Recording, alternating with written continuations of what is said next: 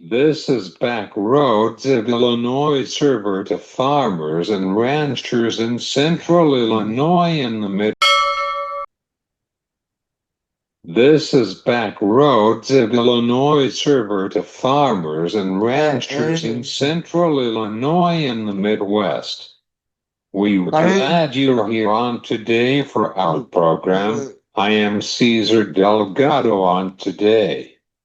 I talked with Lori Stevmer from National Pork Council at the NAFB convention in Kansas City for annual convention. I asked Lori about the labor problem in the hogs industry. We talked about Prop 12 also. And let's discuss about the grains markets, especially with the beans markets for right now. What is your position on the fundamentals of the beans markets? I am joining with Tyler Schau from agmarkets.net. This been Back Roads of Illinois. Okay, so I'll be able to hear.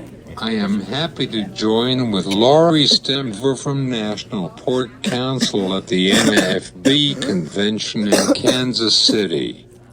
Hey Lori, nice to see you again in the National Association of Farm Broadcasting, and how are you doing? Well, it's good to see you again, and I am doing well. Lori, we talked about the Farm Bill for the last couple years with us on the show about it. Anyway, what is your concern? If we were not going to have the Farm Bill for this Congress? We have talked about the Farm Bill a number of times, and it's been the one issue that's been across my whole time on the board. You know, we're still hopeful that there's going to be a skinny Farm Bill yet. Chairman Thompson has been very supportive of the pork industry. He wants a skinny Farm Bill. And, you know, just as a reminder, that's where our federal solution for Prop 12 is in that. So we're hoping there's some type of preemption. Because really, once again, our farmers are concerned about that patchwork of regulations. And so if there is no Farm Bill, if nothing happens, then that's the concern, that each state will create its own type of production standard or production regulations, and then our farmers are dealt working with that patchwork. And just a concern for that, and also the uncertainty that would bring.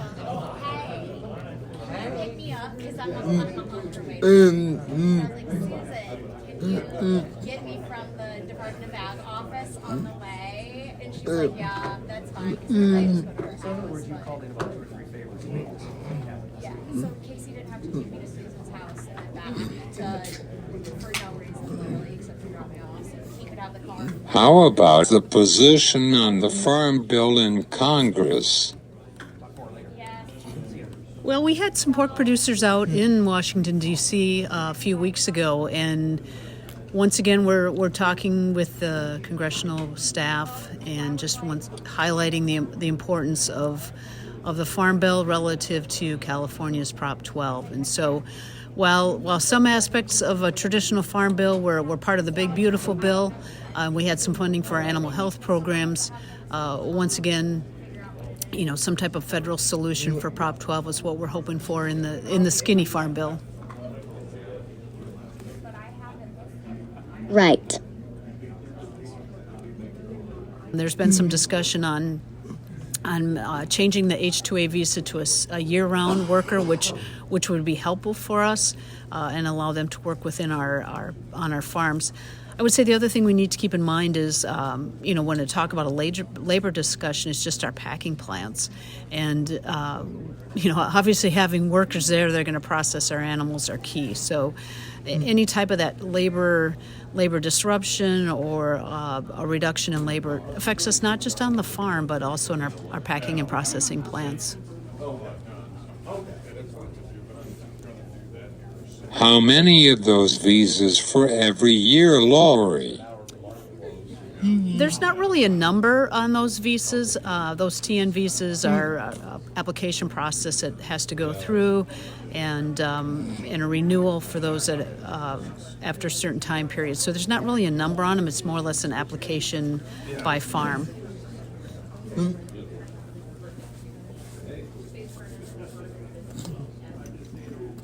Finally, what is your thoughts on this harvest season in southern Minnesota? Well, I feel really fortunate in southern Minnesota. We had a good crop. I don't know if it was a record crop, but I would say we had a good crop with corn and with soybeans. I know that in some areas there was concern with rust, and if there wasn't fungicide applied, yields were affected. But I would say overall, our corn yields, soybean yields were good. It's a fairly dry fall. I know that for hauling manure and that, farms are able to get out there and do that. My husband kept pretty busy doing that. So overall, a good fall. I think we just get ready for winter and hope that it's not too harsh of a winter for us. Thanks, Lori. I enjoyed our conversation. Do you have to follow with the Vikings? The Bears are getting better than the Vikings. Oh, Caesar, you had to go there, didn't you? Yeah, I saw that last game, and I am a native Minnesotan, and I have suffered through many Vikings teams. I think I'm going to be suffering again this year, but always want to remain hopeful. I'm a football fan, and so I suppose your Bears are due to have a good year. So how long it lasts. You've had your troubles too, but yeah, we'll see. It's always good to follow our sports teams. Thanks again, Lori. Thank you, Caesar. Lori Stevmer from National Pork Council at the NAFB Convention on Back Roads of Illinois. Let's talk about the markets with Tyler Schau from agmarkets.net. Hey, Tyler, how are you today? I'm doing good. We're just kind of getting everything ready for a snowstorm to come through here for the next few days. Tyler, can we look for the beans markets for right now? What is your thoughts on the beans markets and oil seeds? Well, there's just not a ton of news going on. Today was a pretty ho-hum day when you don't have a lot of news this week. It's usually, can be a slow week just because lack of volume. A lot of people go on vacation this week, whether that's farmer hedgers, traders, speculators, whatever. You just see a lack of volume during Thanksgiving. It's kind of a low volume week. And so if there's not a lot of news to trade on, you kind of see what we saw today, which is just some back and forth, just kind of movement of positions. Didn't really see anything of any magnitude that I think would give us any type of idea what the direction will be moving forward. On the soybeans specifically, I think the big driver for the last week anyhow has just been the lack. Although we've seen some of these flash sales, some of these sale reports of beans to China, just a lack of sizable volumes where we can see they are actually indeed making headway into that 12 million metric tons. So until we see them in there, and until we see that purchasing pick up and get to at least over a few million tons, I think the bean market's going to be kind of just stagnant here. I don't think it's going to tip over by any stretch of the imagination. You're still going to need to see South America come in with a good Brazil crop. We still got strong crush. I'm not going to say that we're not running out of beans or anything like that, but there's a story there that can keep this price supported. But until we see that massive volume purchasing by China, I think we're going to be in the same boat. What is the technical aspects on soybean futures for this morning session? Well, technicals just are pointing lower on soybeans. That's just because of the last few days of trading. We broke through what everyone probably would have said was support on soybeans. And that's, the 10-day was holding. We broke down through that on Thursday, I believe.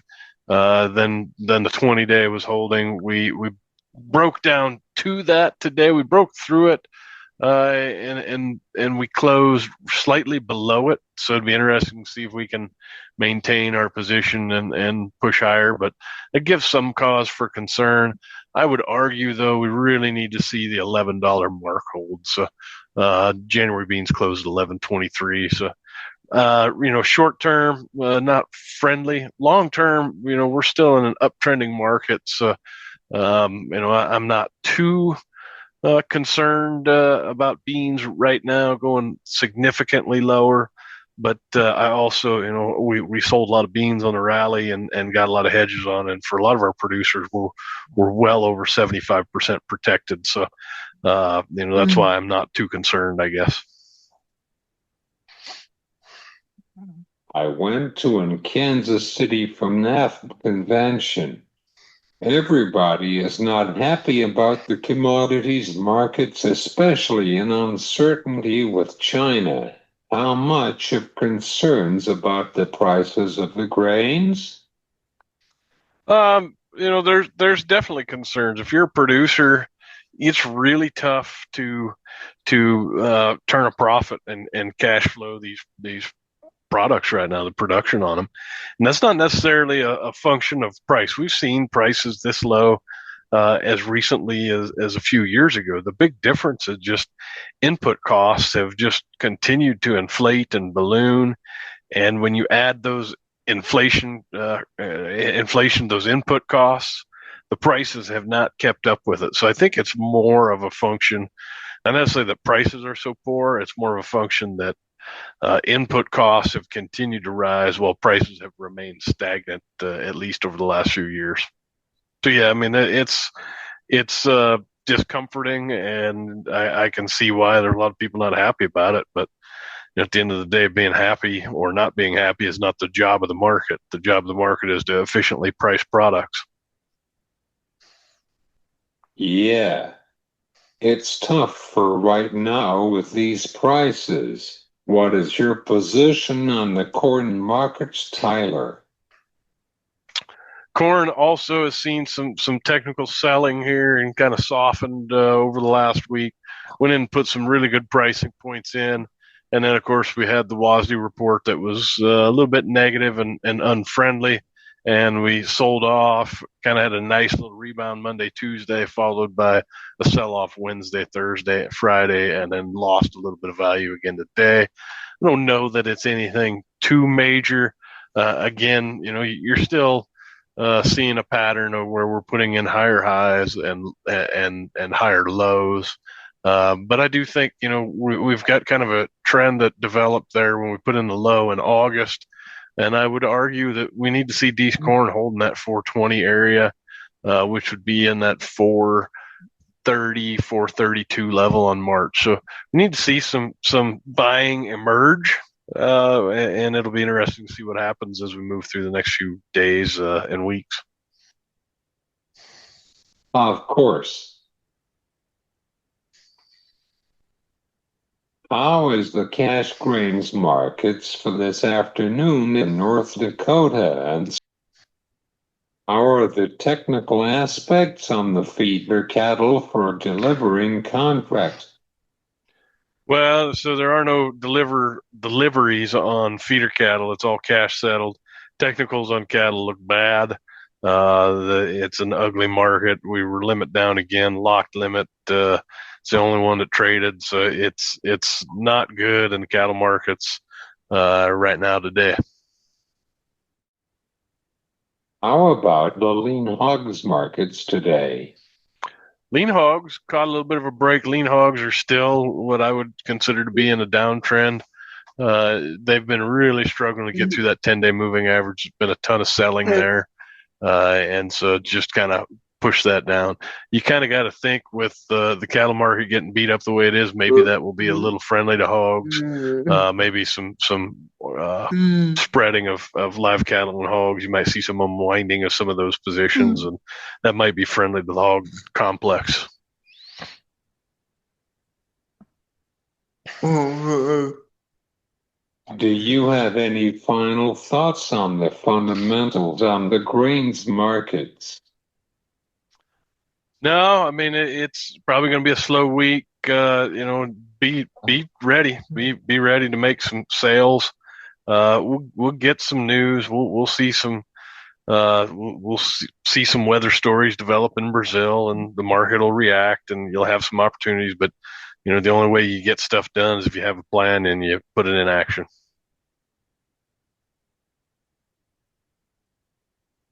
Thanks, Tyler. I enjoyed our conversation for today on back roads of Illinois. Same here. Have a good week, Caesar. Have a good Thanksgiving. You too. This is Tyler Schau from agmarkets.net. I am Caesar Delgado on back roads of Illinois. You have a good day.